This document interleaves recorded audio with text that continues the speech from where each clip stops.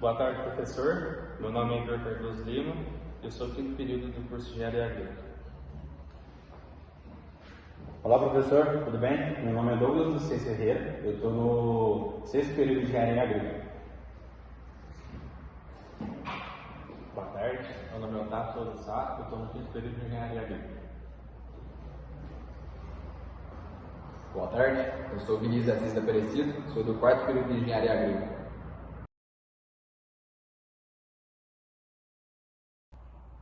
Quem foi Michael Faraday? Michael Faraday foi um importante físico-químico da época do século XIX, ali, né?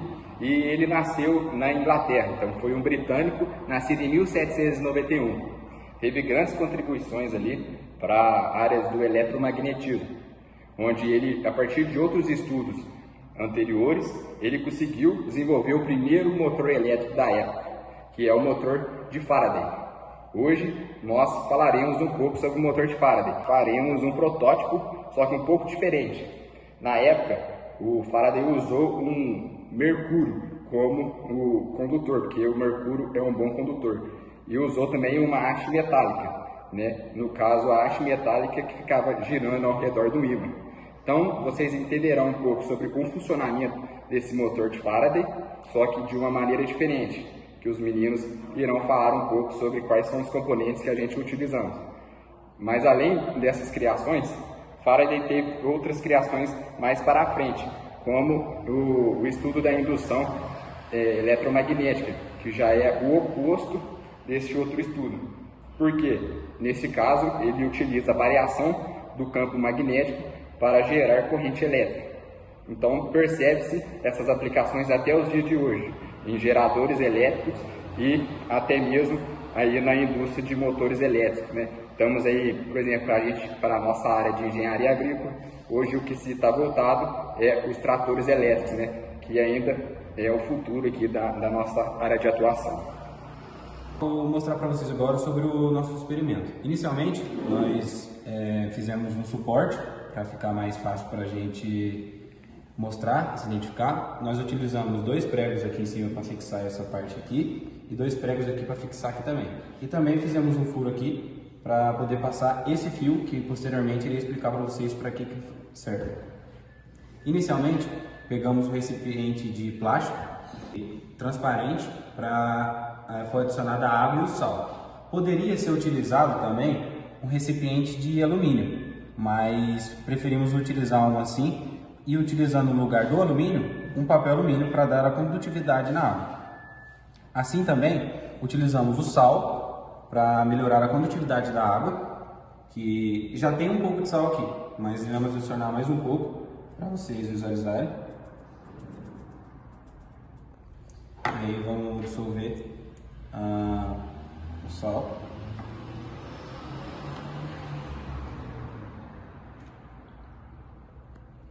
E aí iremos colocar esse recipiente aqui em cima e também vamos utilizar 2 ímãs. O ímã de baixo é para fixar ele, que ele possa ficar na superfície aqui dessa forma, em pé.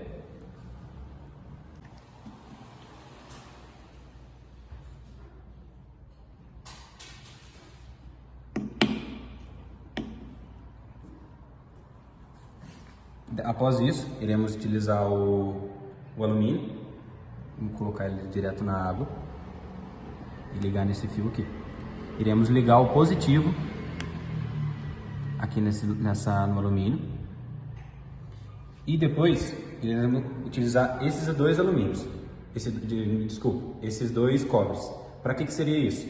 Esse cobre, como ele é rígido, ele não, se colocasse ele direto, ele não conseguiria ver o movimento. Então optamos por colocar assim, para que ele possa fazer um movimento certinho circular. Então vamos colocar aqui.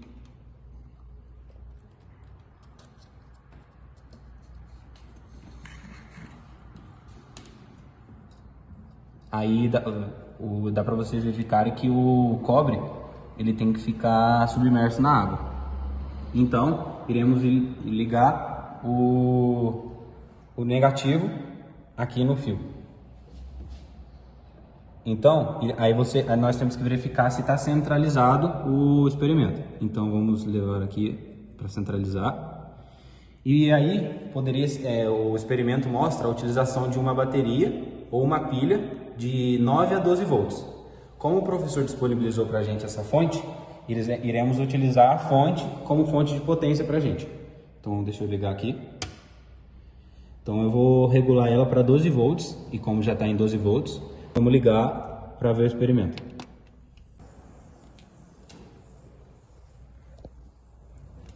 Aí tá vendo que a corrente aqui a ampérage está alterando por conta disso. Então, o negativo está ligado na parte superior e o positivo está ligado na parte inferior. Gente, agora como vocês podem visualizar, o fio de cobre está girando no sentido horário. Então, eu vou mostrar para vocês um fenômeno que acontece, mas posteriormente iremos explicar o porquê que acontece isso e em mais detalhes para vocês. Agora eu vou só demonstrar como que funciona. Primeiro eu vou desligar a fonte e vou alterar o ímã, colocando ele para o outro lado. Necessariamente, antes de ligar, como alterou o lado do ímã, ele teria que girar no sentido anti-horário nesse jeito agora. E aí como acontece isso?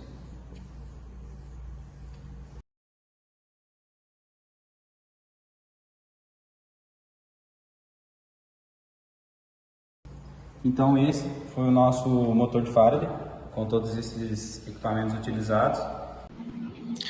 Bom, agora eu vou estar explicando um pouco melhor sobre cada um dos componentes do nosso experimento. Vou primeiro nomear cada um deles, depois eu faço uma breve explicação sobre cada um deles, explicando pontos do porquê eles têm algumas características. Aqui atrás a gente tem a nossa bateria, ou no caso, como a gente está fazendo na sala, a gente tem um mini gerador aqui, onde a gente vai ligando os polos positivos, que está aqui, e o negativo do lado de cá. Esses polos a gente vai estar ligando através de fios condutores, o negativo, o positivo. No nosso experimento positivo, se eu não me engano, está na parte de cima, e o negativo está vindo por aqui. E bom, nessa parte aqui, ó, do nosso experimento, a gente colocou um pequeno pedaço de papel alumínio. Logo mais eu explicarei a respeito do porquê desse papel. Essa base aqui, junto com essa haste, no nosso experimento, é uma coisa só. Aqui está dividido com essa estrutura aqui de uma base metálica. No nosso experimento, não é tudo constituído de madeira. No nosso experimento, além da base e do suporte em madeira, a gente também tem esse fio de cobre aqui, que fica pendurado, para ter uma certa movimentação, por isso dessa argola aqui em cima, para ele conseguir girar aqui dentro. Este ímã, um recipiente de plástico e esse líquido azul aqui dessa imagem. Bom, agora dando continuidade às explicações, esse papel alumínio que está aqui na borda, ele serve só para passar a condução de energia para dentro do líquido, porque o suporte que a gente escolheu é um suporte de plástico, e como sabemos, o plástico ele não transmite energia, né? Não consegue dar condução de eletricidade. Então a gente necessita desse pedaço de alumínio aqui para passar a energia da fonte para dentro do líquido. Esse líquido aqui poderia ser água pura, poderia ser outros líquidos que conduzam melhor a eletricidade, só que a fim de tornar um experimento mais barato, mais viável e mais acessível, a gente vai estar utilizando água e sal. Por que do sal?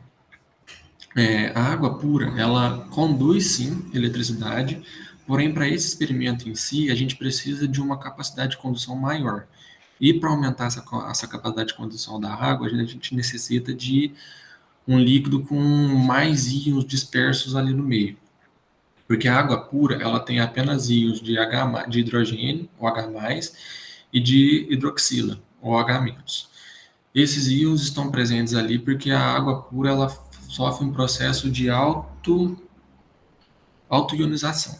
Aí ela libera esses íons na água. Porém, eles não são suficientes para ter uma capacidade de condução elétrica alta, que é requerida nesse experimento. Então, dilui o NaCl, que é o sal de cozinha, na água, que quando o sal é dissolvido na água, ele libera mais íons nessa água. No caso, ele libera o Na+, e o Cl-. Esses íons são responsáveis por conferir a essa água aqui uma capacidade de condução elétrica muito maior, assim possibilitando o funcionamento desse motor. Esse fio de cobre aqui, ele tem que vir aqui dentro para fazer justamente esse movimento que essa setinha preta está mostrando aqui, ficar rodando em volta desse ímã que está dentro do líquido. Por que do cobre? O cobre é conhecido por ser um metal com uma capacidade de condução elétrica extremamente alta. Então, utiliza-se o cobre para não gerar nenhuma possibilidade de, às vezes, o metal não conduzir toda a eletricidade que esteja entrando ali dentro do líquido, e para ser mais eficiente também, porque se fosse outro metal poderia não ter a eficiência que tem, e também devido à corrente elétrica que está passando ali dentro, tem um alumínio do outro lado, dependendo do outro metal que a gente usasse, eles poderiam sofrer eletrólise. Então, acabar corroendo esse fio de outro metal que tivesse aqui. Então, é preferível que seja um fio de cobre. O ímã, eu vou explicar mais, vai ser explicado mais adiante, certinho o funcionamento dessa lei, mas o ímã está aqui para gerar o que a gente chama de força de Lorentz. Essa força basicamente é a combinação, é a sobreposição de um campo elétrico que vai estar vindo aqui do fio com um campo magnético que o ímã vai estar gerando. Esse ímã presente aqui dentro da água, ele é responsável por criar essa força de Lorentz e fazer com que esse fio gire. De acordo com a orientação do ímã, a gente terá uma rotação do fio. Nesse caso aqui do desenho, ele está orientado com o sul para cima e o norte para baixo, ou seja, o campo magnético está nesse sentido. Então, o fio gira no sentido horário. Se a gente pegar esse ímã aqui e inverter ele, ou seja, colocar o norte aqui em cima e o sul aqui embaixo, o campo magnético vai estar orientado nesse sentido. Então, o fio vai girar no sentido anti-horário. Dando continuidade, agora eu vou estar explicando um pouco melhor o que é e como se define a força de Lorentz. A força de Lorentz, deixa só eu compartilhar a tela aqui rapidinho, para estar sendo mais didático.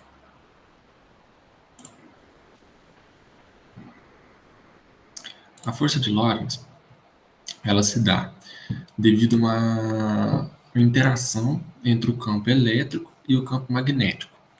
Essa interação seria uma sobreposição desses campos, onde vai definir o movimento de uma partícula carregada eletricamente.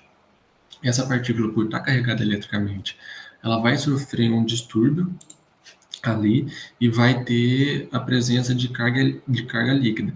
O que seria essa carga líquida? Carga líquida é uma partícula que sofreu um distúrbio, ou seja, ela está com a carga negativa concentrada, ou seja, tem mais carga negativa do que positiva, ou ao contrário, ela tem mais carga positiva do que carga negativa. Então, a força de Lorentz nos explica que é a sobreposição do campo elétrico, que é dado por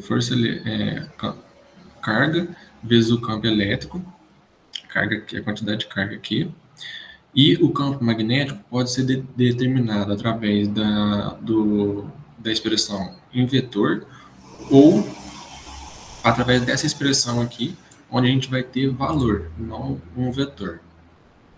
Onde FB é a força magnética, que é o módulo da carga elétrica, V é a velocidade da carga, ou seja, a velocidade que aquela partícula está se deslocando ali dentro, e B é o campo magnético. O seno é o ângulo entre o B e a direção da velocidade. Aqui a gente vai conseguir explicar um pouco melhor como se dá aquela lei ali. Através da regra da mão direita, a gente consegue proporcionar um entendimento melhor disso. O que é? A regra da mão direita consiste no seguinte: você coloca os seus 4 dedos aqui no sentido da força, nesse caso desse desenho aqui para cá, e abre a mão assim. Então, o seu dedão vai estar virado para você. Quando você vira os seus dedos no sentido da força B, que no caso está aqui, o F, que é o meu dedão, aponta para mim. Ou seja, ele dá o sentido e a direção que essa força F está saindo ali junto com a propagação dessa velocidade. Caso o B esteja para o outro lado, você não pode fazer esse movimento com a sua mão. Sua mão necessariamente tem que fazer assim. Ou seja, você vira a sua mão e fecha a sua mão. Ou seja, agora o F está saindo no sentido contrário. Quando o ângulo entre a força B do campo magnético e a velocidade for 90 graus, a gente vai estar tendo um máximo de intensidade dessa força magnética sobre a carga. Onde eu queria chegar com isso? Como eu havia falado, a força de Lorentz ela é dada através da interação da força magnética com a força elétrica. Ou seja, a equação para a força de Lorentz é F, que é a interação do campo elétrico com o campo magnético. Então, a gente pode simplificar essa equação aqui através dessa, onde F é igual a Q vezes E mais V vezes B. A força de Lorentz ela vai nos dar o sentido que o fio do nosso experimento lá, o fio de cobre, vai girar. Ou seja, se eu entro com a corrente do sentido positivo para o negativo, no nosso experimento, infelizmente, a gente não conseguiu fazer o fio alterar o sentido de rotação apenas com a corrente. A gente só conseguiu fazer isso através invertendo o sentido de orientação do ímã. Ou seja, quando a gente inverte o sentido de orientação do campo, é como se a velocidade estivesse indo assim e a gente aponta o dedão para a gente na hora que a gente fecha o campo magnético. Então, quando está orientado de norte para sul, ele vai girar no sentido anti-horário. Quando a gente inverte o sentido do campo, ou seja, inverte a orientação, que o campo magnético está saindo do norte para o sul, a gente inverte o sentido que a força de Lorentz vai estar empurrando esse fio, fazendo ele girar no sentido horário. Essa é a explicação e a aplicação da força de Lorentz no experimento do motor de Faraday. Agora falarei um pouco sobre a lei de Gauss, sendo que a primeira lei ali das 4 leis fundamentais do estudo de Maxwell, né? Já vimos aí que Maxwell que foi um responsável pelas formulações matemáticas que explicam fenômenos ali do eletromagnetismo, né? Principalmente aí o motor de Faraday. Então, a lei de Gauss, aí, através de uma superfície fechada, relaciona o fluxo magnético com pontos na superfície com cargas elétricas, sendo equivalente à lei de Coulomb. Mas, embora o motor de Faraday e a lei de Gauss serem fenômenos diferentes, ambos fazem parte do conjunto de leis que descrevem o comportamento dos campos elétricos e magnéticos. A lei de Gauss é uma das 4, então, leis fundamentais de Maxwell, né, que unificam a eletricidade e o magnetismo, sendo que a lei de Faraday é outra dessas equações, que será dito mais adiante aí, né? E juntas essas leis descrevem como os campos elétricos e magnéticos, né, interagem e se transformam. No contexto do motor de Faraday, a lei de Gauss pode ser aplicada da seguinte forma: para entender, né, a distribuição do campo elétrico gerado pela corrente induzida no fio de cobre. Então, por mais que não tenha aplicação direta, a lei de Gauss pode ser aplicada dessa forma. Olá, tudo bem? Vou falar um pouco agora sobre a lei de Gauss no magnetismo. O fluxo associado a uma carga magnética é definido de uma maneira similar ao fluxo usado no fluxo elétrico. E alguns elementos da superfície dA, que seria a área mais ou menos, e o campo magnético é B. O fluxo é determinado pelo B, o campo elétrico, vezes dA, que seria o elemento da superfície, onde dA é um vetor perpendicular à superfície e a intensidade igual à área do dA. Como que seria esse dA? Tipo assim, se o campo está aqui, o dA estaria na perpendicular aqui. Portanto, o fluxo magnético total, o θB sobre a superfície, seria integral de B vezes dA.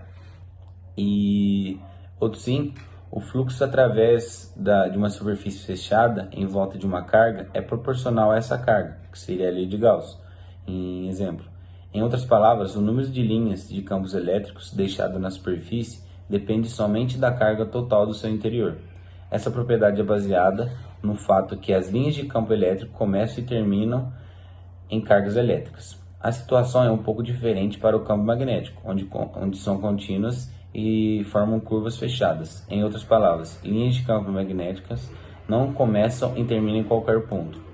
Como que seria isso? Vou tentar exemplificar. Tipo assim, o ímã seria aqui, né? Vamos supor que tem um ímã aqui no quadrado. Então, eles saem do norte e vão para o sul. Eles não saem, tipo assim, no meio e vai para cima. Eles saem do norte e vai para o sul. E isso mantém em qualquer pedacinho que você fizer. E eles são sempre contínuos.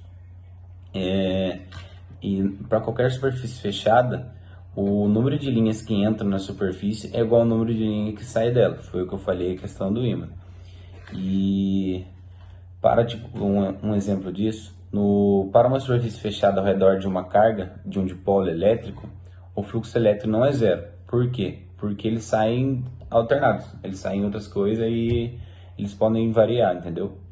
E a lei de Gauss para o magnetismo estabelece um fluxo magnético total em qualquer superfície fechada é sempre zero. Então, para